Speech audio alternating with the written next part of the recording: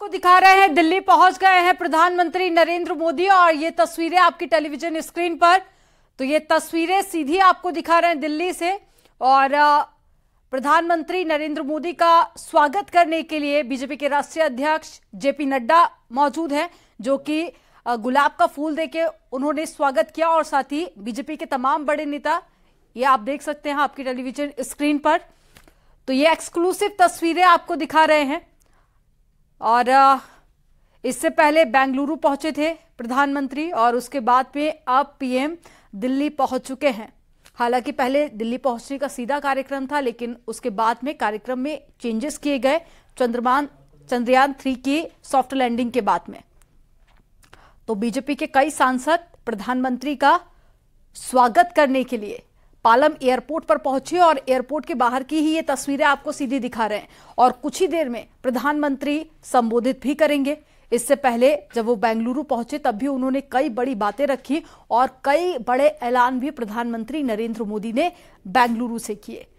इसरो के वैज्ञानिकों के साथ में मुलाकात की और ये हाथ हिलाकर सभी का अभिवादन स्वीकार करते हुए प्रधानमंत्री नरेंद्र मोदी को आप अभिनंदन कर रहे हैं, स्वागत कर रहे हैं।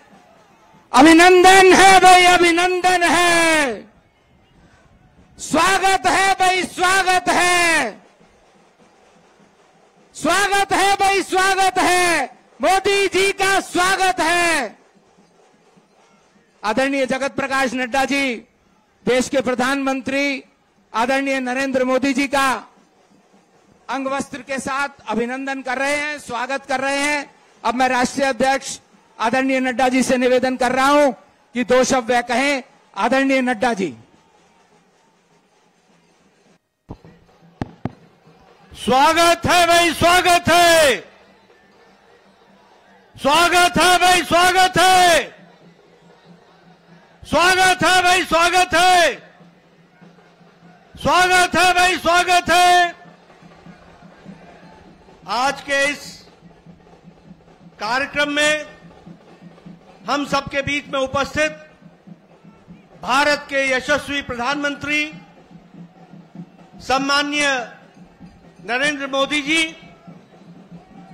ये हम सबका सौभाग्य है कि आज आप साउथ अफ्रीका और ग्रीस की 4 दिन की यात्रा करके आप भारत वापस आए हैं और आपके अथक प्रयास, आपके द्वारा दिया गया निर्देशन, आपके द्वारा दिया गया मार्गदर्शन ने जिस तरीके से चंद्रयान को एक सफल अभियान के रूप में हम सब लोगों ने देखा है, वो आज देश और आपके अथक प्रयास, आपके द्वारा दिया गया निर्देशन, आपके द्वारा दिया गया मार्गदर्शन ने जिस तरीके से चंद्रयान को एक सफल अभियान के रूप में हम सब लोगों ने देखा है,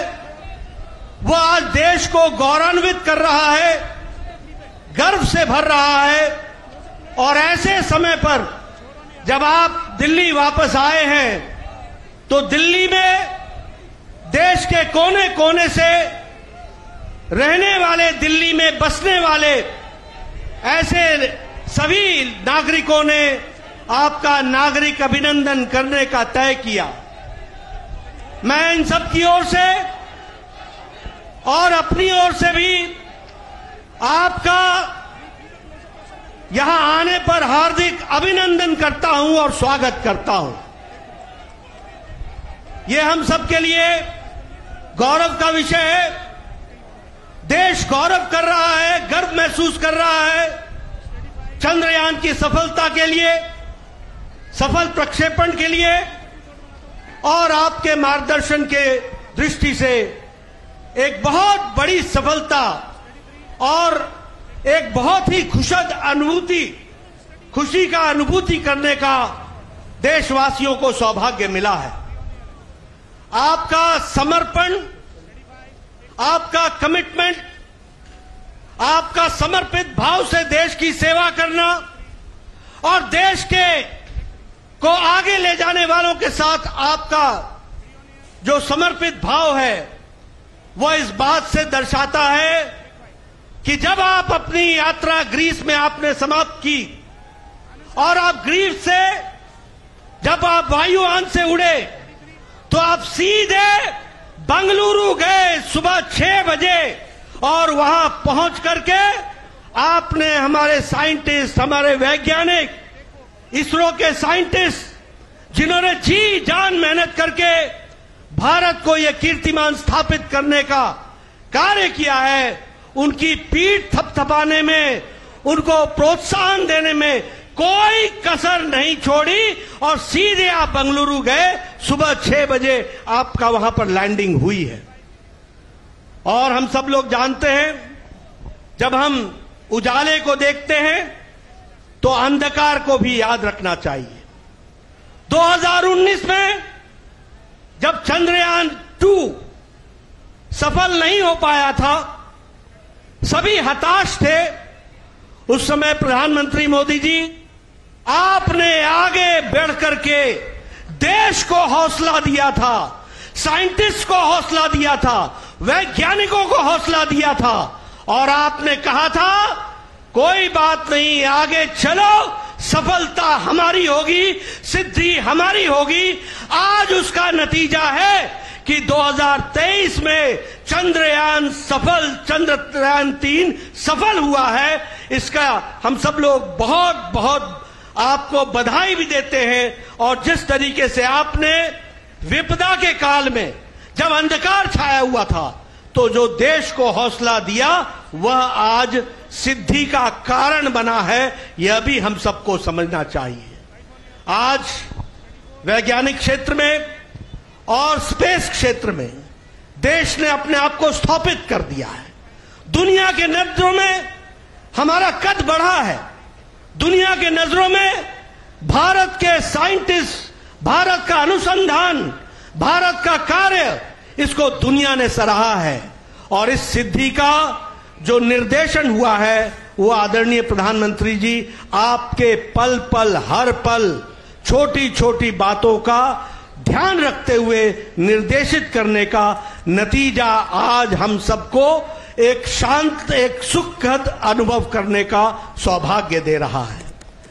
हम सब जानते हैं कि साउथ अफ्रीका में जहां आपने ब्रिक्स नेशन में शिरकत की और भारत ने अपने नेतृत्व के, आपके नेतृत्व के माध्यम से ब्रिक्स में अपना स्थान तो बनाया ही है, लेकिन दुनिया को भी निर्देशित करने का काम जो किया वह सब हम लोगों ने देखा है। आप कल ग्रीस में थे और ग्रीस में भी आपको सर्वोच्च सम्मान से नवाजा गया। मैं अपनी ओर से और तमाम देशवासियों की ओर से आपको उसके लिए हार्दिक बधाई देता हूं और आपका अभिनंदन करता हूं। मैं आपके और आदरणीय प्रधानमंत्री जी के बीच में ज्यादा देर न रहता हुआ, हमारे साथी देश के कोने कोने से आए हुए लोग जो यहां पर अपने वेशभूषा में आए हैं, वह सब प्रधानमंत्री जी को सुनने के लिए आतुर हैं। वो काफी पहले से यहां आ गए थे।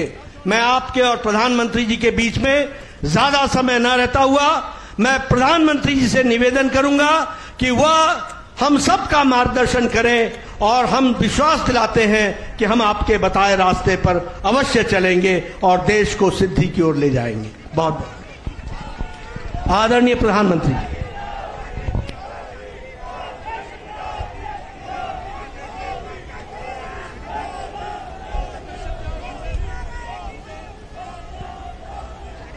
भारत माता की, भारत माता की, भारत माता की।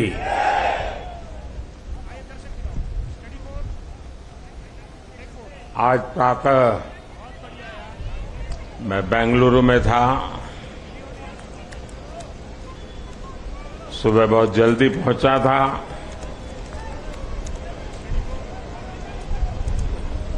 और तय किया था कि भारत में जाकर के देश को इतनी बड़ी सिद्धि दिलाने वाले वैज्ञानिकों के दर्शन करूं और इसलिए मैं सुबह सुबह वहां चला गया। लेकिन वहां जनता जनार्दन ने सुबह से ही, सूर्योदय से भी पहले हाथ में तिरंगा लेकर के चंद्रयान की सफलता का जिस प्रकार का उत्सव मनाया, वो बहुत ही प्रेरित करने वाला था। और जब भी कड़ी धूप में सूरज बराबर तप रहा है और इस महीने की धूप तो चमड़ी को भी चीर देती है, ऐसी कड़ी धूप में आप सबका यहां आना और चंद्रयान की सफलता को सेलिब्रेट करना और मुझे भी सेलिब्रेशन में हिस्सेदार बनने का सौभाग्य मिले, ये भी मेरा सौभाग्य है।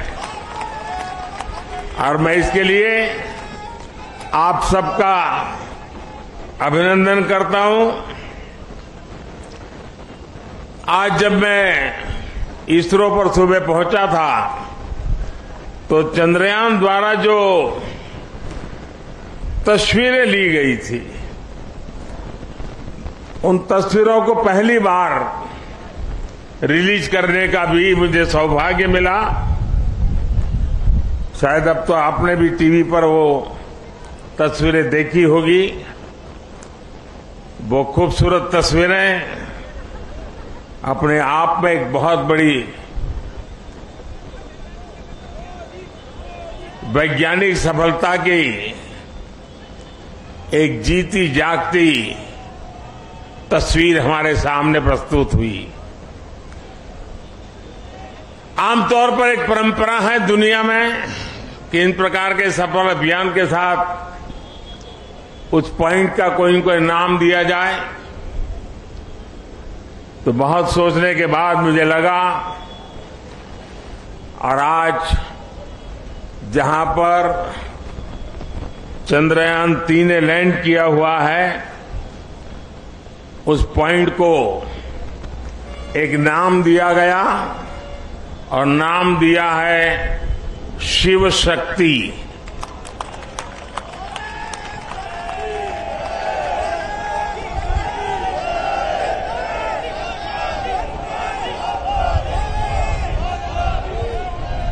और जब शिव की बात होती है तो शुभम होता है, और शक्ति की बात होती है तो मेरे देश की नारी शक्ति की बात होती है। जब शिव की बात होती है तो हिमालय याद आता है, और शक्ति की बात होती है तो कन्याकुमारी याद आता है। हिमालय से कन्याकुमारी तक की इस भावना को उस पॉइंट में प्रतिबिंबित करने के लिए इसका नाम शिव शक्ति तय किया है। इसके साथ ही 2019 में चंद्रयान 2, उस समय नाम रखने की चर्चा मेरे सामने आई थी, लेकिन मन तैयार नहीं था। भीतर ही भीतर मन ने संकल्प कर लिया था कि पॉइंट 2 को भी नाम तब मिलेगा जब हम सच्चे अर्थ में हमारी यात्रा में सफल होंगे। और चंद्रयान 3 में सफल हो गए तो आज चंद्रयान 2 का जो पॉइंट था उसका भी नामकरण किया, और उस पॉइंट का नाम रखा है तिरंगा। हर संकटों से जूझने का सामर्थ्य तिरंगा देता है। हर सपने को साकार करने की प्रेरणा तिरंगे देता है।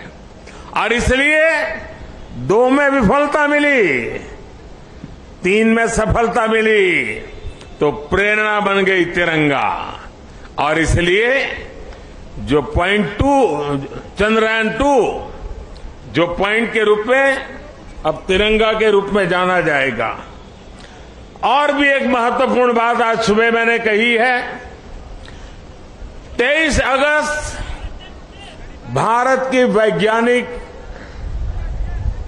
विकास यात्रा में एक मील का पत्थर है और इसलिए हर वर्ष भारत 23 अगस्त को नेशनल स्पेस डे के रूप में मनाएगा। साथियों, मैं पिछले दिनों ब्रिक्स समिट के लिए साउथ अफ्रीका में था। इस बार साउथ अफ्रीका के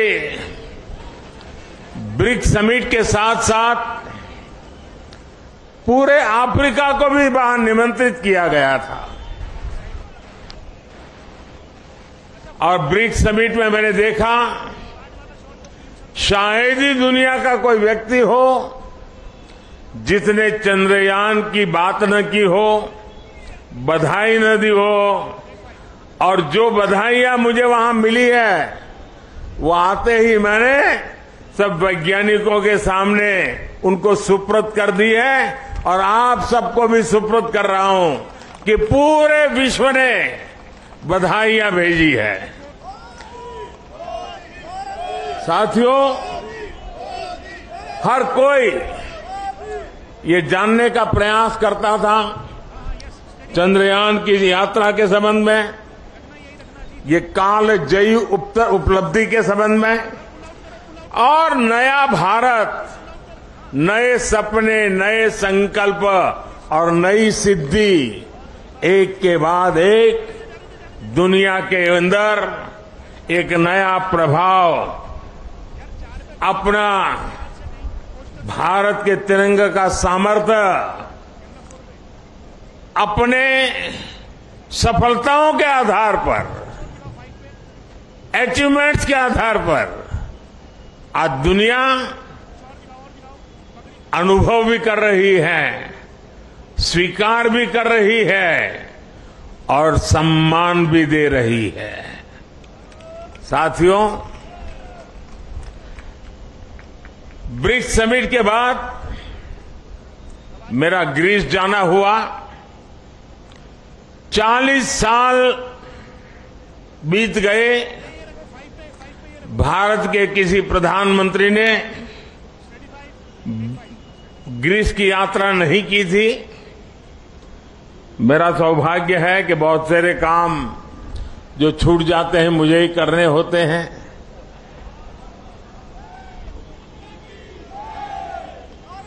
ग्रीस में भी जिस प्रकार से भारत का मान सम्मान, भारत का सामर्थ्य और ग्रीस को लगता है कि भारत और ग्रीस की दोस्ती, ग्रीस एक प्रकार से यूरोप का प्रवेश द्वार बनेगा और भारत और ग्रीस की दोस्ती भारत और यूरोपियन यूनियन के रिश्तों को मजबूती देने का एक बहुत बड़ा माध्यम बनेगा।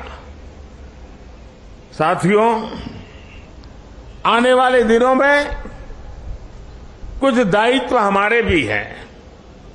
वैज्ञानिकों ने हमारा काम किया है, सैटेलाइट हो, चंद्रयान की यात्रा हो, सामान्य मानवी के जीवन में इसका बहुत बड़ा प्रभाव होता है और इसलिए इस बार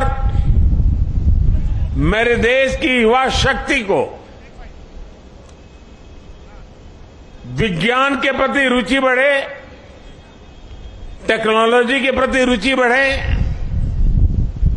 हमें इस बात को आगे ले जाना है। हम सिर्फ उत्साह, उमंग, नई ऊर्जा, सिर्फ इतने से अटकने वाले लोग नहीं हैं। हम एक सफलता प्राप्त करते हैं तो वहीं पर मजबूत कदम रख के नए उछाल के लिए तैयार हो जाते हैं। और इसलिए गुड गवर्नेंस के लिए, लास्ट माइल डिलीवरी के लिए, सामान्य मानवीय की जिंदगी में सुधार के लिए ये स्पेस साइंस कैसे काम आ सकता है, ये सैटेलाइट कैसे काम आ सकते हैं, ये हमारी यात्रा कैसे उपयोगी हो सकती है, उसको हमें आगे बढ़ाना है। और इसलिए मैंने सरकार के सभी विभागों को सूचित कर रहा हूं कि वे अपने अपने विभाग में जो जन सामान्य से जुड़े काम है, उन कामों में स्पेस साइंस का, स्पेस टेक्नोलॉजी का, सैटेलाइट के सामर्थ्य का डिलीवरी में कैसे उपयोग करें, क्विक रिस्पांस में कैसे उपयोग करें, ट्रांसपेरेंसी में कैसे उपयोग करें, परफेक्शन में कैसे उपयोग करें, उन सारे बातों की ओर वो अपनी समस्याओं को खोज के निकाले। और मैं देश के नौजवानों को आने वाले दिनों में हैकेथॉन ऑर्गेनाइज करना चाहता हूं। पिछले दिनों कई हैकेथॉन में देश के लाखों विद्यार्थी 30-30, 40-40 घंटे नॉन स्टॉप काम करके बढ़िया बढ़िया आइडिया दिए हैं और उसमें से एक वातावरण पैदा हुआ है। मैं आने वाले दिनों में ऐसे हैकेथॉन की बड़ी श्रृंखला चलाना चाहता हूं ताकि देश का जो यंग माइंड है, यंग टैलेंट है और जो जन सामान्य की मुसीबतें हैं, इसके सॉल्यूशन के लिए ये स्पेस साइंस, सैटेलाइट से टेक्नोलॉजी, उसका उपयोग करें। उस दिशा में हम काम करेंगे। इसके साथ साथ हमें नई पीढ़ी को भी विज्ञान की तरफ आकर्षित करना है। 21वीं सदी टेक्नोलॉजी ड्रिवन है और दुनिया में वही देश आगे बढ़ने वाला है जिसकी साइंस और टेक्नोलॉजी में महारत होगी। और इसलिए समय की मांग है कि 2047 में हमारे देश को विकसित भारत बनाने के सपने को पार करने के लिए हमें साइंस और टेक्नोलॉजी की राह पर और अधिक मजबूती से आगे बढ़ना है। हमारी नई पीढ़ी को बचपन से ही साइंटिफिक टेम्पर के साथ आगे बढ़ने के लिए तैयार करना है।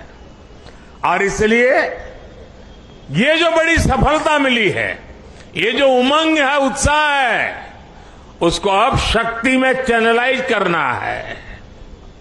और शक्ति में चैनलाइज करने के लिए माईगॉव पर 1 सितंबर से एक क्विज कंपटीशन आरंभ होगी ताकि हमारे नौजवान छोटे छोटे सवाल जवाब देखेंगे तो उनकी धीरे धीरे उसमें रुचि बनेगी। और जो नई एजुकेशन पॉलिसी है उसने साइंस और टेक्नोलॉजी के लिए बहुत भरपूर व्यवस्था करके रखी हुई है। हमारी नई शिक्षा नीति इसको बहुत अधिक बल देने वाली शिक्षा नीति है और उसमें जाने के लिए एक रास्ता बनेगा हमारा क्विज कंपटीशन। मैं आज यहां से देश के नौजवानों को, मेरे देश के विद्यार्थियों को और हर स्कूल को मैं कहूंगा कि स्कूल का एक कार्यक्रम बने कि ये चंद्रयान से जुड़ी हुई जो क्विज कंपटीशन है, उस क्विज कंपटीशन में बढ़ चढ़ करके हिस्सा लें।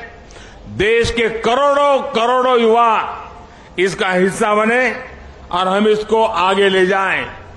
मैं समझता हूं ये बहुत बड़ा परिणाम देगा। आज मेरे सामने आप सब आए हैं तो और भी एक बात की ओर मैं आपका ध्यान आकर्षित करना चाहता हूं। विश्व की भारत के प्रति एक बहुत जिज्ञासा बढ़ी है, आकर्षण बढ़ा है, विश्वास बढ़ा है। लेकिन इन सब के बावजूद भी कुछ मौके होते हैं जब उसे इन चीजों की अनुभूति होनी चाहिए। हम सब के सामने तत्काल एक अवसर आने वाला है और खास करके दिल्ली वासियों के लिए अवसर आने वाला है, और वो है G20 समिट। एक प्रकार का विश्व का बहुत बड़ा निर्णायक नेतृत्व ये हमारी दिल्ली की धरती पर होगा, हिंदुस्तान में होगा। पूरा भारत यजमान है, लेकिन मेहमान तो दिल्ली आने वाले हैं। उनको जरा मेरी डॉक्टर की टीम जरा पहुंचे, मेरे साथ जो डॉक्टर हैं जरा देख लें इनको।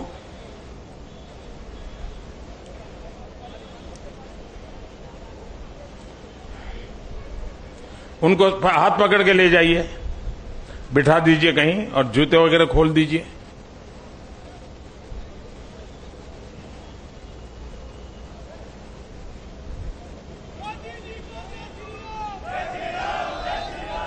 G20 की मेजबानी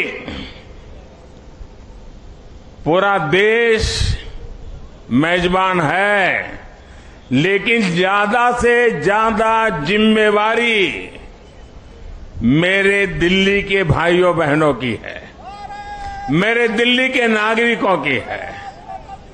और इसलिए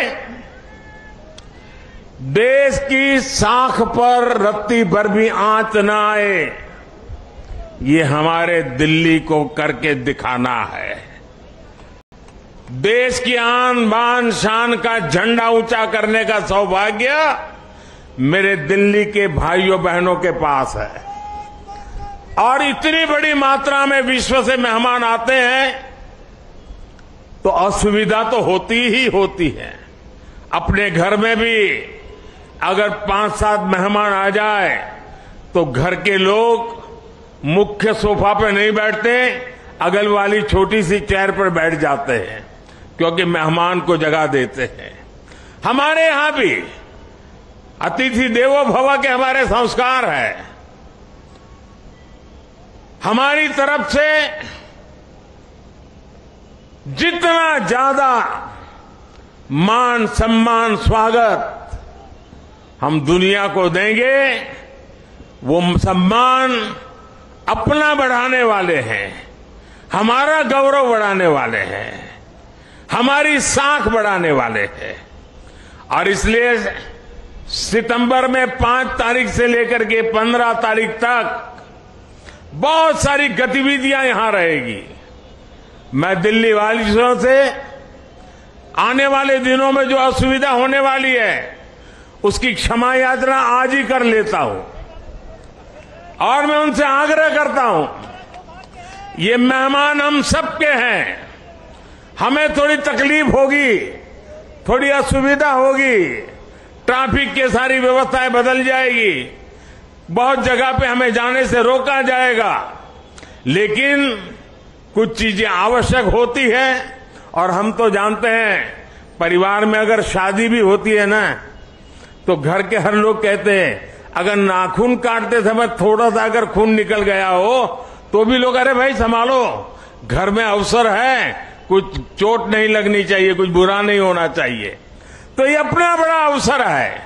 एक परिवार के नाते ये सारे मेहमान हमारे हैं। हम सबके प्रयासों से ये हमारा G20 समिट शानदार हो, रंग बिरंगा हो, हमारा पूरा दिल्ली रंग राग से भरा हुआ हो। ये काम दिल्ली के मेरे नागरिक भाई बहन करके दिखाएंगे, ये मेरा पूरा विश्वास है। मेरे प्यारे भाइयों बहनों, मेरे परिवारजनों, कुछ ही दिन के बाद रक्षाबंधन का पर्व आ रहा है। बहन भाई को राखी बांधती है, और हम तो कहते आए हैं चांदा मामा, बचपन से ही पढ़ाया जाता है चांदा मामा। हमें बचपन से सिखाया जाता है धरती मां। धरती मां है, चांदा मामा है, मतलब कि हमारी धरती मां चांदा मामा की बहन है। और इस राखी का त्योहार ये धरती मां, ये ल्यूनर को राखी के रूप में भेज करके चंदा मामा के साथ राखी का त्योहार मनाने जा रही है। और इसलिए हम भी ऐसा राखी का शानदार त्योहार मनाएं, ऐसा भाईचारा का, ऐसा बंधुत्व का, ऐसा प्यार का वातावरण बनाएं कि G20 समिट में भी चारों तरफ ये बंधुत्व, ये भाईचारा, ये प्यार, ये हमारी संस्कृति, हमारी परंपरा का दुनिया को परिचय कराएं। मुझे विश्वास है कि आने वाले त्योहार शानदार होंगे और सितंबर महीना हमारे लिए अनेक रूप से विश्व में फिर से एक बार, इस बार वैज्ञानिकों ने चंद्रयान की सफलता से जो झंडा गाड़ा है, हम दिल्ली वासी G20 की मेहमान नवाजी अद्भुत करके उस झंडे को नए ताकत दे देंगे, ऐसा मेरा पूरा विश्वास है। मेरी आप सबको इस इतनी धूप में यहां आकर के इस हमारे वैज्ञानिकों के महोत्सव को सामूहिक रूप से मनाने के लिए, तिरंगे को लहराने के लिए बहुत बहुत बधाई देता हूं, बहुत बहुत शुभकामनाएं देता हूं। मेरे साथ बोलिए भारत माता की, भारत माता की, भारत माता की। बहुत बहुत धन्यवाद।